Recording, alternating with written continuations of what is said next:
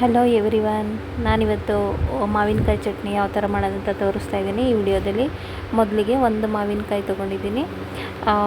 ಇದನ್ನು ನೀಟಾಗಿ ವಾಶ್ ಮಾಡಿ ತುರಿದಿಟ್ಕೊಂಡಿದ್ದೀನಿ. ಹಾಗೆ ಡ್ರೈ ಕೊಕೊನಟ್ ಒಂದು ಸ್ವಲ್ಪ ತೊಗೊಂಡಿದ್ದೀನಿ. ಹಾಗೆ ಒಣಮೆಣಸಿನ್ಕಾಯಿ, ಹಾಗೆ ಬೆಳ್ಳುಳ್ಳಿ ಇದಿಷ್ಟನ್ನು ನೈಸಾಗಿ ರುಬ್ಕೊಂಡು ಇಲ್ಲಿ ಕಡೆ ಪ್ಯಾನ್ ಇಟ್ಕೊಂಡು ಬಿಸಿ ಮಾಡಿಕೊಂಡು ಇದಕ್ಕೆ ಆಯಿಲ್ ಜಾಸ್ತಿ ಹಾಕ್ಕೋಬೇಕು. ಒಂದು 10 ಸ್ಪೂನು ಹಾಕ್ಕೋಬೇಕು.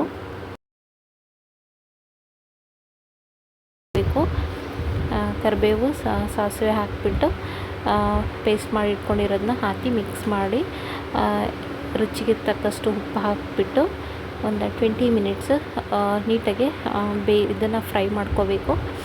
ಆಯಿಲ್ ಸಪ್ರೇಟ್ ಆಗಬೇಕು, ಅಲ್ಲಿ ತನಕ ಇದನ್ನ ಫ್ರೈ ಮಾಡ್ಕೋಬೇಕು. ಇದು ತುಂಬಾ ಚೆನ್ನಾಗಿರುತ್ತೆ. ನಾವು ಸೈಡ್ಸ್ ಆಗಿನೂ ಇದನ್ನು ಯೂಸ್ ಮಾಡ್ಬೋದು. ಬಿಸಿ ಅನ್ನಕ್ಕೆ, ದೋಸೆಗೆ, ಇಡ್ಲಿಗೆ, ರೊಟ್ಟಿಗೆ ಈ ಥರ ಸೈಡ್ಸಾಗಿ ನಾವು ಯೂಸ್ ಮಾಡ್ಬೋದು. ತುಂಬ ಟೇಸ್ಟಿಯಾಗಿರುತ್ತೆ. ಒಂದ್ಸಲ ಟ್ರೈ ಮಾಡಿ ಫ್ರೆಂಡ್ಸ್. ಟ್ರೈ ಮಾಡಿ ಯಾವ ಥರ ಬಂತಂತ ಕಮೆಂಟಲ್ಲಿ ತಿಳಿಸಿ.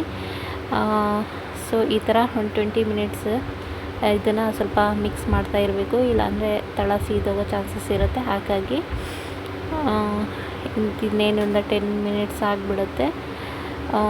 ಸೊ ನನ್ನ ಚಾನಲ್ನ ಇನ್ನೂ ಸಬ್ಸ್ಕ್ರೈಬ್ ಮಾಡದೆ ಯಾರೆಲ್ಲ ನೋಡ್ತಾ ಇದ್ದೀರಾ, ಸಬ್ಸ್ಕ್ರೈಬ್ ಮಾಡ್ಕೊಳ್ಳಿ. ಯಾಕಂದರೆ ನಾನು ನೆಕ್ಸ್ಟ್ ಹಾಕೋ ವಿಡಿಯೋ ನೋಟಿಫಿಕೇಷನು ನಿಮಗೆ ಬೇಗ ರಿಸೀವ್ ಆಗುತ್ತೆ. ಇಲ್ಲಾಂದರೆ ನಾನು ನೆಕ್ಸ್ಟ್ ಹಾಕೋ ವೀಡಿಯೋಸು ನಿಮಗೆ ಗೊತ್ತಾಗೋದಿಲ್ಲ. ಹಾಗಾಗಿ ಸೊ ನೋಡಿ, ಈ ಥರ ಆಯಿಲು ಸಪ್ರೇಟ್ ಆಗಬೇಕು. ಸಪ್ರೇಟ್ ಆಗ್ತಾಯಿದೆ ಇವಾಗ. ಇದು ಮಾವಿನಕಾಯಿ ಸೀಸನ್ ಇದೆ ಅಲ್ವಾ, ಸೊ ನೀವು ಎಷ್ಟು ಬೇಕಷ್ಟು ಮಾಡಿ ಇಟ್ಕೋಬೋದು. ವಿತೌಟ್ ಫ್ರಿಜ್ಜನ್ನು ನೀವು 1 ಮಂತ್ ಯೂಸ್ ಮಾಡ್ಬೋದು. ಸ್ವಲ್ಪ ಅಂದರೆ ನೀರು ಒಂದನಿ ನೀರು ಬಿದ್ದರೂ ಅದು ಹಾಳಾಗೋ ಚಾನ್ಸಸ್ ಇರುತ್ತೆ. ನೀವು ವಿತ್ ಫ್ರಿಜ್ಜು ಒಂದು ಮಂತ್ ಆರಾಮ್ಸೆ ಯೂಸ್ ಮಾಡ್ಬೋದು. ತುಂಬ ಚೆನ್ನಾಗಿರುತ್ತೆ. ನೋಡಿ ಫ್ರೆಂಡ್ಸ್, ಇವಾಗ ಆಯಿಲ್ ಸಪ್ರೇಟ್ ಆಗ್ತಾಯಿದೆ.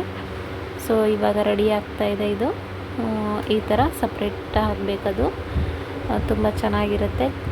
ಟೇಸ್ಟ್ ಮಾತ್ರ ಒಂದ್ಸಲ ಟ್ರೈ ಮಾಡಿ ಫ್ರೆಂಡ್ಸ್. ನನ್ನ ವಿಡಿಯೋ ಇಷ್ಟ ಆದರೆ ಪ್ಲೀಸ್ ಶೇರ್ ಮಾಡಿ. ಹಾಗೆ ನನ್ನ ಚಾನಲ್ ಸಬ್ಸ್ಕ್ರೈಬ್ ಮಾಡ್ಕೊಳ್ಳಿ. Thank you so much.